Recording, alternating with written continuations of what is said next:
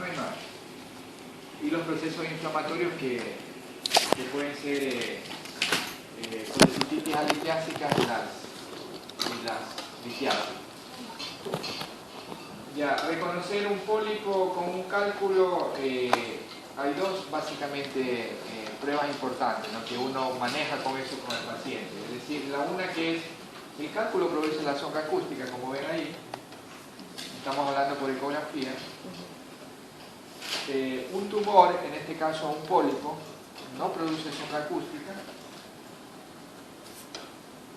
El cálculo, si tú le mueves al paciente, se mueve también el cálculo. Se cae, por ejemplo, si le das vuelta ahí, se cae al otro lado. ¿Ya? El pólipo o tumor nunca se cae, siempre está pegado a la pared.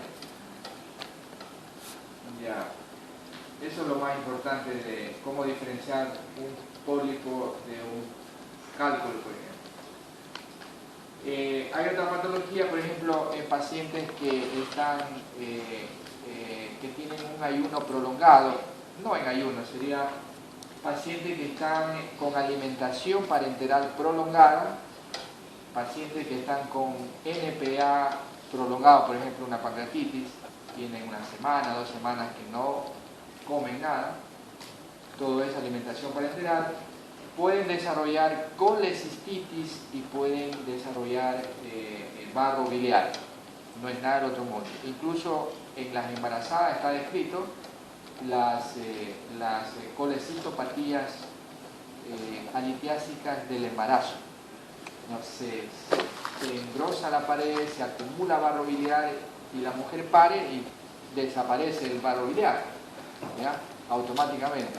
A mí me ha tocado ver un par de casos de pacientes, ¿no?, con colecistitis, ¿no?, y a veces sintomáticas en el paciente, que parió, se desapareció todo.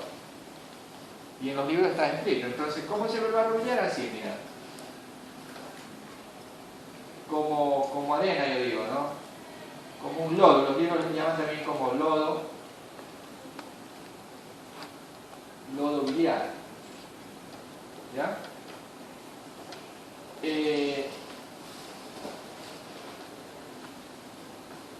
Claro que esto, la pregunta es, ¿puede o no puede producir una arenilla, un barro biliar pancreatitis? Sí puede producir. A veces ese barro biliar sale a través del colédoco y en el colédoco puede obstruirse y producir una pancreatitis. Puede ser causa de pancreatitis. Sí, es verdad. Por tomografía también creo que ya vimos esto, ¿no? Las colecistitis, los procesos inflamatorios también se pueden ver con tomografía. Los cálculos, no todos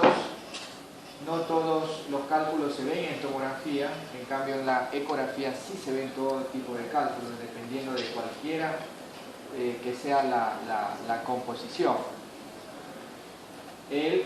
La tomografía tiene ese inconveniente de que solamente detectan los cálculos de calcio, ¿no es cierto? Los otros no, se te pasan por alto.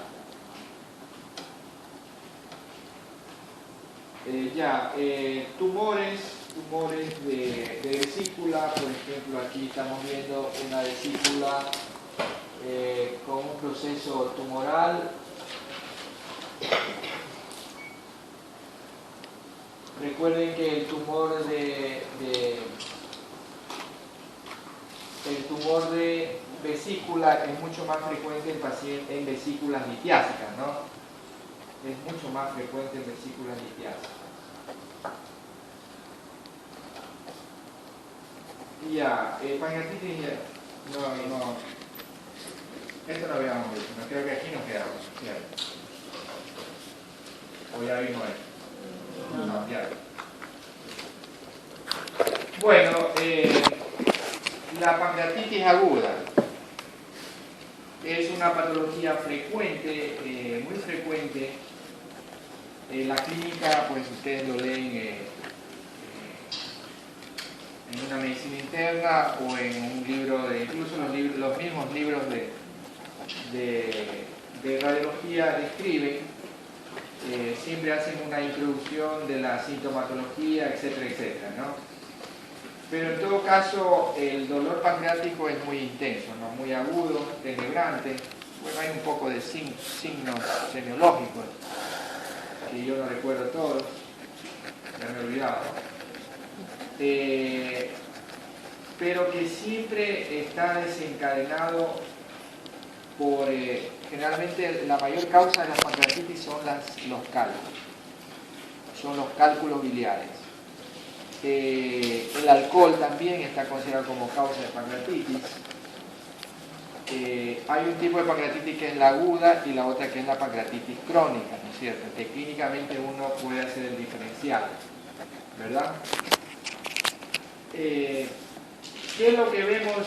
¿Cuál es el método de elección para ver una pancreatitis? Cuando uno sospecha una pancreatitis, debe empezar con una ecografía, es verdad, por cuanto tienes la necesidad de descartar cálculos en vía biliar o en la vesícula.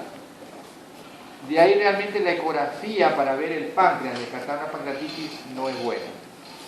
No es buena, ¿no? Ahí el examen de elección es la tomografía computada.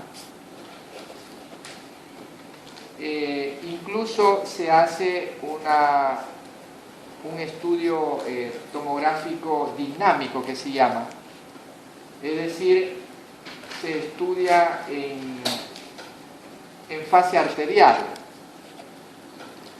se estudia en fase arterial una serie, luego se repite en fase venosa, ¿verdad?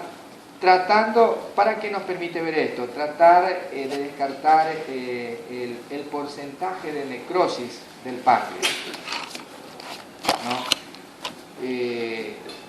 Eso te da más que todo cuando se hace en fase arterial. Porque por ahí hay unos criterios de Baltasar, por ejemplo, hay otros también clínicos, de acuerdo al porcentaje de necrosis del páncreas, ese paciente tiene un mejor o un peor pronóstico, ¿verdad? ¿Y qué es lo que vamos a ver como tal? Sobre todo vamos a hablar de tomografía, ¿no? Porque ese es el examen de elección para ver una pancreatitis. Ya, primero, o sea, lo más importante, ¿no? El tamaño, ¿verdad? Sabiendo que el tamaño del páncreas, yo normalmente lo pongo así, ¿no? 3, 2, 1, es decir, la cabeza y el proceso uncinado del páncreas pueden medir hasta 3 centímetros en el diámetro anteroposterior, midiéndolo en el diámetro anteroposterior del páncreas, a nivel de la cabeza y proceso uncinado. El cuerpo hasta 2 centímetros y la cola hasta 1, ¿ya? Entonces, 3, 2, 1. Normalmente no debe ser mayor a esos diámetros. Entonces, ¿qué es lo que vemos en la pancreatitis? Primero, el aumento de tamaño, el aumento de los diámetros anteroposteriores del páncreas. Segundo, la densidad. La densidad del páncreas disminuye en la pancreatitis. ¿Por qué? Porque hay un proceso inflamatorio, es decir, hay líquido, y el líquido, ¿cómo se ve en la tomografía? Se ve hipodenso, ¿no? Entonces, ese páncreas tiene tendencia a la hipodensidad, ¿ya? Tercero, se ven si hay o no un proceso inflamatorio de la grasa peripancreática. Es decir, ¿hay o no hay un cambio de la densidad de la grasa peripancreática? Ya es muy característico de la pancreatitis, muy característico. A veces se asocia a líquido peripancreático, o pueden haber colecciones peripancreáticas. Ya, y una cosa que siempre he visto en la pancreatitis es el engrosamiento de las fascias pararrenales. Engrosamiento de las fascias pararrenales. Ya, entonces, eso es sobre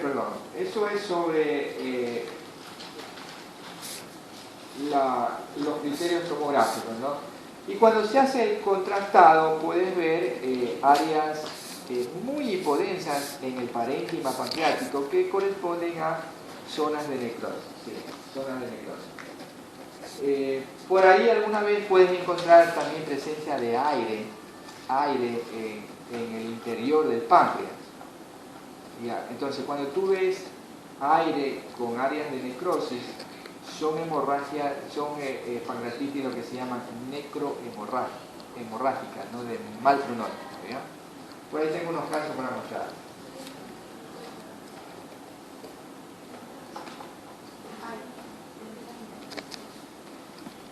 Ya,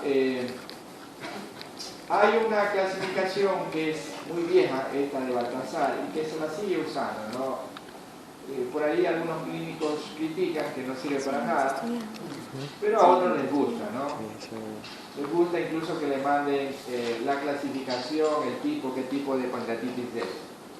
Yo acostumbro a mandar esta clasificación en la pancreatitis. Entonces,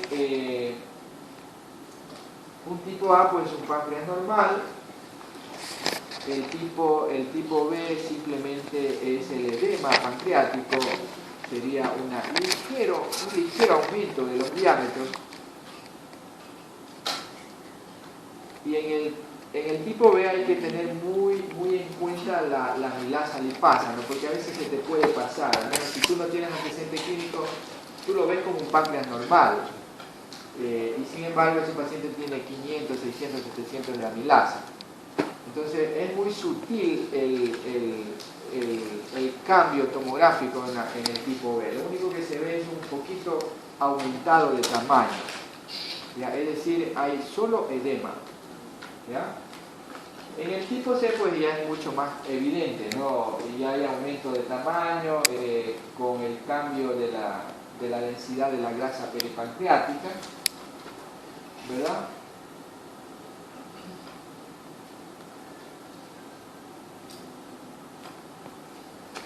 Ya, y en el tipo D, además del aumento de tamaño, del cambio de la densidad de la grasa peripancreática, hay colecciones. Y aquí la diferencia entre el tipo D y el tipo E, en el tipo D solamente los libros describen que hasta una colección puede haber, hasta una colección. Y el tipo E pues es ya más de una colección. Cuando tú veas más de una colección alrededor del páncreas,